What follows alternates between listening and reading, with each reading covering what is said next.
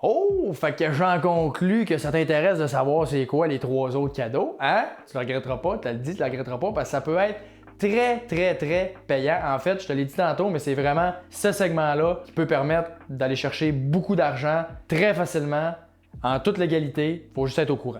Fait que c'est ça qu'on va faire. Les 3 cadeaux du gouvernement, c'est quoi? Ah oui, t'es là, hein? Fait que on fera pas trop de suspense. Donc, on va commencer avec le RAP. Le RAP, c'est le régime d'accession à la propriété. En gros, le RAP, comment ça fonctionne? C'est que le gouvernement, il dit, ben écoute, les maisons, tu sais, c'est rendu cher, puis là, avec les taux d'intérêt, puis tout, hein, ça fait encore pire, puis là, ben gars, on va t'aider. On va te laisser l'opportunité de sortir jusqu'à 35 000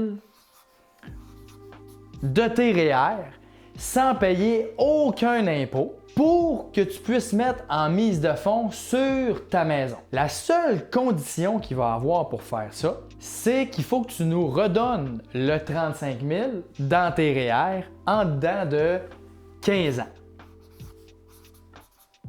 Par contre, tu peux commencer ton remboursement juste 2 ans après avoir acheté ta maison. Fait qu'à partir de là, il va falloir que tu redonnes 1/15 de 35 000 ou du montant que tu as sorti. Fait que si tu as sorti, mettons, 15 000, il va falloir que tu redonnes 1 000 $ par année pendant 15 ans. Ensuite, le RAP, c'est seulement pour acheter une première maison ou si tu n'as pas été propriétaire dans les 5 dernières années, 4 ans et quelques, là, mais mettons 5 dernières années, tu as le droit de refaire un RAP. Par contre, il faut que tout ton premier RAP soit remboursé si tu l'avais déjà utilisé. Fait que des fois, les gens pensent que c'est juste pour la première maison. C'est vrai techniquement, mais si pour X raison, tu es redevenu locataire à un moment donné dans ta vie, pendant 4 ans et quelques, quasiment 5 ans, ben tu es capable de pouvoir refaire un RAP une deuxième fois si toutes les conditions sont respectées. Ensuite, bien important, pour pouvoir faire un RAP, il faut que tu aies l'argent dans tes REER depuis au moins 90 jours. OK? Fait que si tu as commencé à cotiser dans tes REER hier, tu veux rapper dans une semaine, tu peux pas. OK?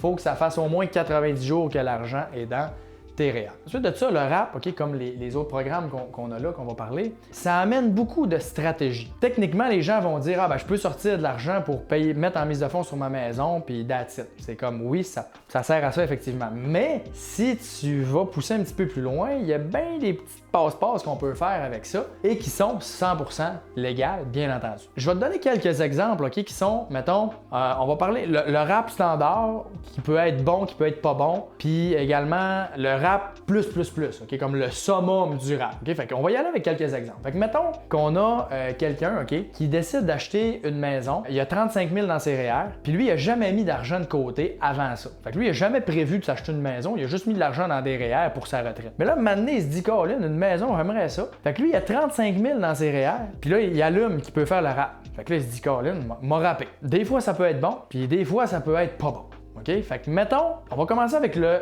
pas bon. Mettons que quelqu'un prend son 35 000 pour acheter une maison qui est un peu surévaluée, qui a plein de travaux à faire dedans. Il va falloir qu'il mette beaucoup d'argent dans les rénovations. Après ça, à chaque mois, la maison, elle coûte assez cher, donc il est pas mal à côté. Après ça, il n'y aura plus aucune liquidité. Fait qu'on s'entend que dans cet exemple-là, faire le RAP, c'est pas très bon parce que non seulement tu viens de te mettre un boulet financier avec ta maison qui va te coûter extrêmement cher de travaux puis extrêmement cher par mois, puis tu vas tout le temps être à la dernière scène, mais en plus, ton 35 000 que tu avais dans tes placements, il arrête de travailler pour toi, puis il se fructifie plus à partir de là. Fait que tu viens de perdre 35 000 qui aurait pu travailler pour toi pendant des années. Ça s'appelle le coût d'opportunité. Si on met tout ça mis ensemble, le RAP, dans cet exemple-là, ça a vraiment été mauvais de le faire parce que la personne n'était juste pas préparée, elle achète de quoi de trop cher, puis en bout de ligne, elle sort de l'argent qui n'était pas nécessairement pour une mise de fonds, puis ça vient hypothéquer ses objectifs à long terme grandement. Donc en bout de ligne, c'est vraiment mauvais d'avoir rappé dans cette situation-là. Ensuite,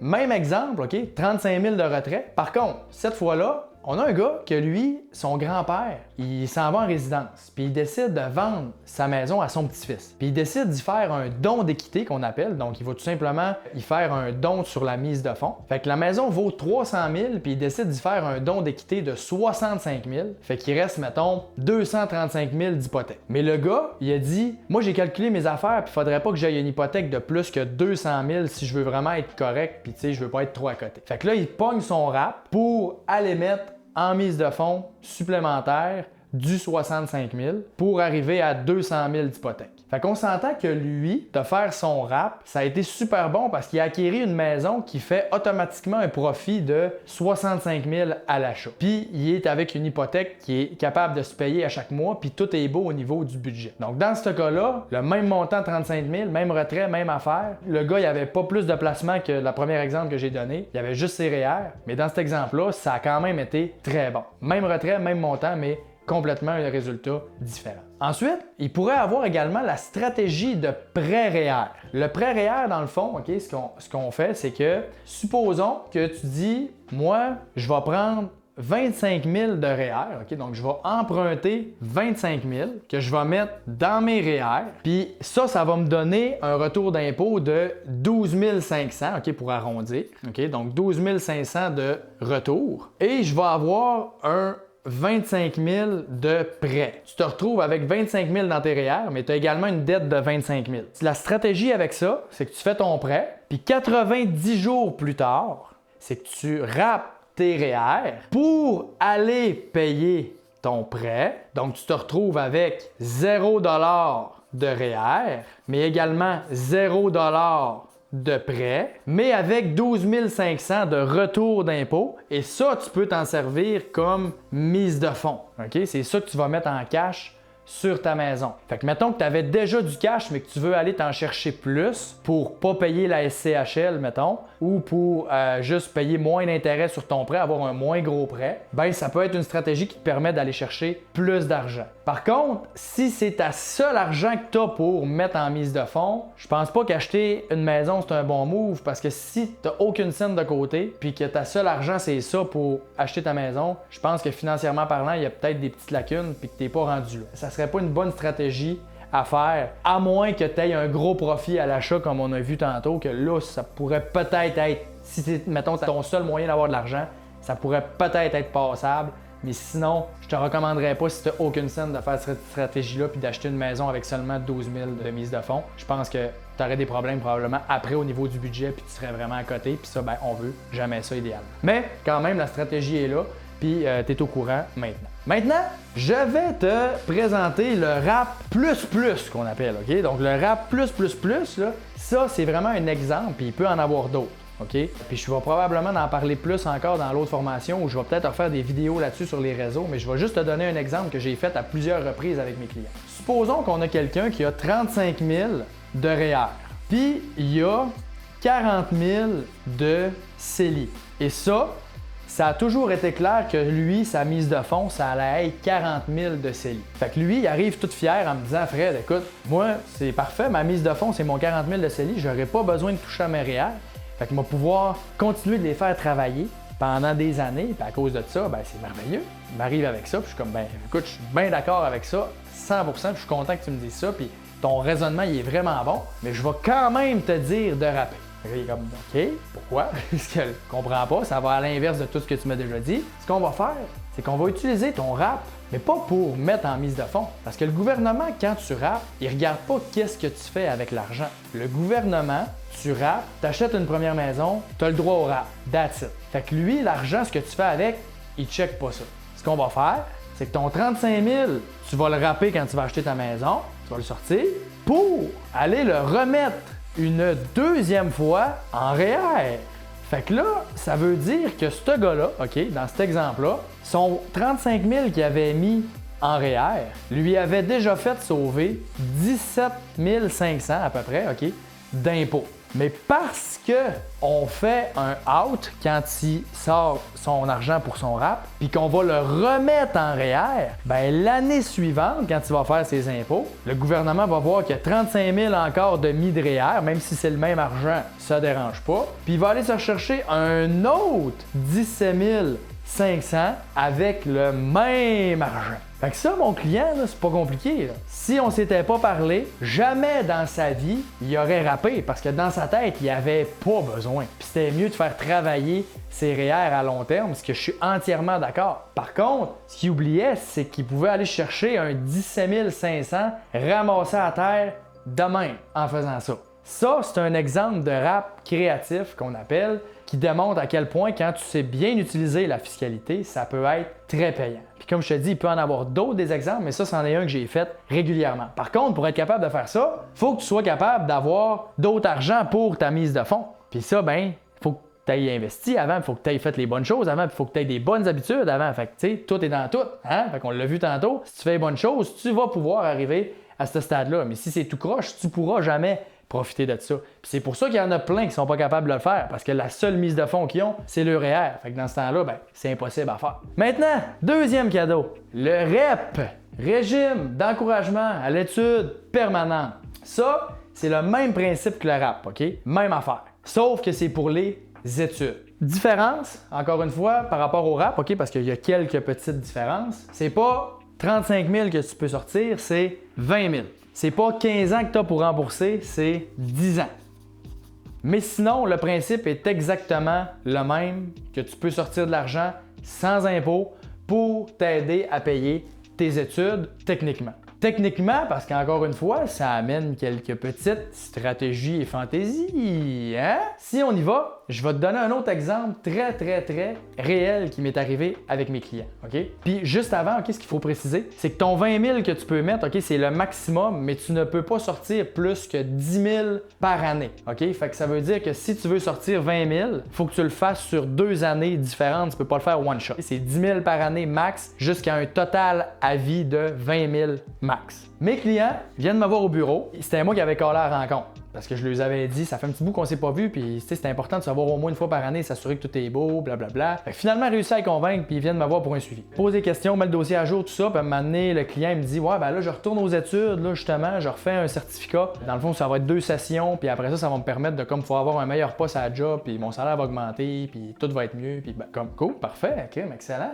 Fait que tu retournes aux études, fait que là, avec quel argent tu vas payer ça? Ben, il dit, avec l'argent que j'ai dans mon compte, tu le sais, toujours de l'argent dans mon compte, puis tout. Je dis, ok, c'est bien correct, mais le REP, tu connais pas ça. Là, il dit, non. Donc là, j'explique. Ça, c'est quoi? OK. Il dit, OK, c'est bien beau, mais là, il dit, je sortirais pas mes REER pour payer mes études, ça n'a pas de bon sens. Tu sais, t'es le premier à dire qu'il faut laisser l'argent travailler. Tous mes clients me disent ça. Je pense que j'ai bien réussi à lui mettre ça clair dans la tête qu'il faut laisser l'argent travailler. Il me dit, non, fait que tu sais, je vais laisser l'argent travailler, c'est sûr, j'ai pas besoin de ça. Ce serait inutile de sortir des REER. Il dit, non, mais le but, c'est pas de payer tes études avec tes REER. C'est de servir du fait que tu vas aux études pour pouvoir mieux utiliser tes REER. Fait qu'encore une fois, même principe que tantôt. Il dit parfait, ce qu'on va faire, là, on était en fin d'année 2021. Fait que là, je dis ce qu'on va faire, c'est que tu vas sortir 10 000 de tes REER là. Dans une semaine, on sort ça. Tu vas sortir 10 000 de tes REER, puis dans un mois, parce que dans un mois, on va être en janvier 2022. Hein? Fait qu'on va être sur une autre année. Fait que t'as pas besoin d'attendre un an pour vrai. Faut juste que tu sois sur une autre année. Tu vas sortir un autre 10 000, ce qui va te donner ton 20 000 total. Puis là, ce que tu vas faire, c'est que tu vas pogner ce 20 000-là en janvier, puis tu vas aller leur mettre dans tes REER pour une deuxième fois, puis avec le même argent, tu vas aller te rechercher un autre taux d'impôt, exactement comme j'ai expliqué ici tantôt. Fait que là, le gars, j'y explique ça, il est comme, mais c'est malade. Il dit oui. Absolument. Fait que là, sa blonde, elle essaie de faire une petite joke, puis elle dit, ben là, Colin, je vais retourner aux études aussi, tabarouette, c'est tellement payant. Ben non, t'as même pas besoin de retourner aux études, t'as juste besoin d'être la conjointe du gars qui retourne aux études. Parce que toi ici, tu peux sortir 10 000 là, puis 10 000 en janvier, puis le remettre dans tes REER. Ben oui, parce que t'es sa conjointe, puis le conjoint, il peut t'aider. Fait que résultat, les deux ont fait ça. Ensemble, ils ont remis 40 000 $ en REER, puis 3 mois plus tard, ils ont reçu leur retour d'impôt qui était de 16 000 $. Fait qu'ils sont venus au bureau, la rencontre a duré une demi-heure, puis ils sont ressortis avec 16 000 $ 3 mois plus tard. Ça, c'est 32 000 $ de l'heure de taux horaire. Puis je chargeais pas ça. C'était juste extrêmement payant. Puis c'est carrément, c'est le même que j'avais dit à mon client. J'ai dit comme, gars, ça c'est carrément comme si je te disais, gars, il y a 16 000 à côté de toi, là. Penche-toi, ramasse-les. C'est carrément ça. Quand je disais dans les vidéos promo de la formation que pour certaines personnes, ça pourrait se traduire en dizaines de milliers de dollars ou en milliers de dollars, ben c'est surtout à cause de ça. Parce que quelqu'un en ce moment qui écoute ça puis qui est aux études, puis qui n'a jamais pensé à faire ça, ben Colin, il y a de l'argent à aller chercher. Puis quelqu'un, encore une fois, qui a de l'argent dans ses REER, mais qui achète une maison, mais qui a déjà sa mise de fonds, ben il pense pas non plus qu'il peut faire le rap ou qu'il a besoin de faire le rap en fait. Et là, ben il va aller chercher de l'argent aussi. Fait que c'est pour ça que je dis, pour certaines personnes, ça peut être des dizaines de milliers de dollars qu'ils vont réussir à récupérer juste parce que maintenant, ils sont au courant de ça puis qu'ils le savaient pas. Fait que, encore une fois, si des fois, tu as des gens dans ton entourage que les finances, c'est moyen ou que toi, tu te dis, Caroline, il faut que tout le monde sache ça, ben Caroline, parle-en à tout le monde. C'est ça mon objectif, qu'il y ait le plus de monde possible qui profite de ces conseils-là. Et finalement, tu es peut-être en train de te dire, mais là, Colin, ça n'a pas de bon sens. Le gouvernement, ils doivent perdre de l'argent, hein, être généreux de même. Comme si c'était pas suffisant. Le gouvernement, on dirait qu'ils ont comme fait, non, gang, je pense qu'il y a encore quelque chose qu'on pourrait faire de plus. Je pense qu'on est encore trop cheap. Je pense qu'on pourrait pousser ça encore un niveau de plus, là, la générosité. Là. On va créer le CELIAP. Le CELIAP, là, ça, c'est un bébé entre le REER puis le CELI. Tu as tout simplement le meilleur des deux mondes à quelques affaires près qu'on va regarder à l'instant. Fait que le CELIAP, dans le fond, c'est pas compliqué. Encore une fois, comme le rap, c'est pour acheter une première maison. Et ça, tu as le droit de mettre maximum 40 000 dedans. Mais ton 40 000, tu peux le mettre juste 8 000 par année. OK? Donc 8 000 par année. Donc, ça prend 5 ans pour maximiser ton CELIAP. Tu ne peux pas mettre 40 000 one shot.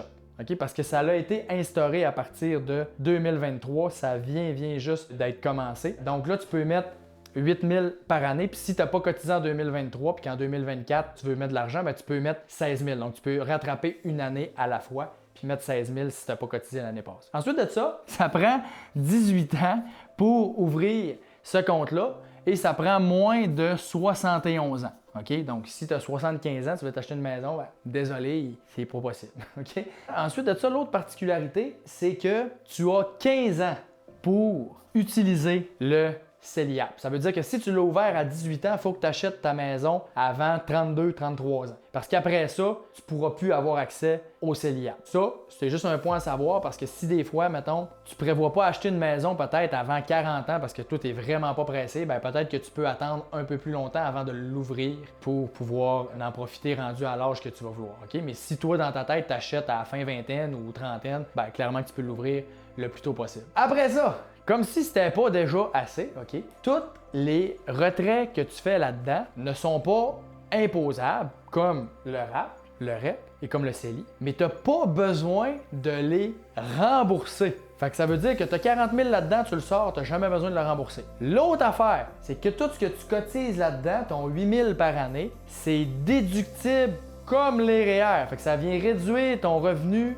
imposable comme on a vu tantôt. Fait que ça veut dire que tu peux cotiser 20 000 de REER qui est ton maximum, puis à cause de ça, tu es capable de mettre un autre 8 000 qui va venir encore réduire ton revenu puis te faire encore sauver de l'impôt. Même si tu étais déjà maxé en REER, ça n'a aucun lien, ça se communique pas. Fait que ça, c'est juste complètement débile. Puis, le plus malade là-dedans, c'est que tes droits de cotisation sont reportables à plus tard. Fait que ça veut dire que si, mettons, tu as 18 ans puis en ce moment, ça vaut pas la peine de prendre des REER puis de réduire ton revenu parce que tu gagnes pas beaucoup d'argent comme on disait tantôt, ben ton CELIAP, tu peux le prendre puis juste le déduire dans le futur quand tu vas gagner des plus gros revenus puis que tu vas sauver plus d'impôts. Fait que même si tu n'as pas des gros salaires à 18 ans, ben tu peux quand même le maximiser pareil parce que ton impôt, tu vas pouvoir la sauver plus tard. Fait que ça, c'est juste un énorme avantage, encore une fois.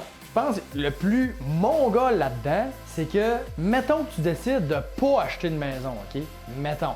Finalement, tu as changé d'idée. Tu arrives à 33 ans, puis toi, tu dis non, moi, une maison, c'est trop de trouble, puis moi, je veux être libre toute ma vie, puis je veux voyager, puis je trouve qu'une maison, ça me freine. Fait que tu décides de dire, moi, je veux pas de maison. Ben, l'argent que tu as mis dans le CELIAP, tu peux la transférer dans ton REER sans aucun impact fiscal. Même si tu n'as plus de droit de cotisation REER, même si tu n'as plus rien, ton 40 000, tu le glisses dans tes REER, puis tu vas le sortir comme des REER plus tard. C'est juste complètement insane. Puis là, c'est 40 000, mais si ton 40 000 c'est fructifié puis il est rendu qu'il en vaut 60 ou 70, ben tu peux le transférer également dans tes REER. C'est pas juste ce que tu as mis, c'est tout ce que tu as accumulé également. Ce qui me fait le plus capoter là-dedans, c'est que au début, quand ça commençait à se parler, OK, le CELIAP, ce qu'on avait comme information, c'était que tu allais pouvoir soit faire juste le CELIAP ou le RAP. Tu n'allais pas pouvoir faire les deux. Fait que dans le fond, quelqu'un, mettons, qu'il voulait acheter sa maison l'année prochaine, puis qu'il avait 35 000 en REER, ben ça ne donnait rien de cotiser dans le CELIAP parce que, tu sais,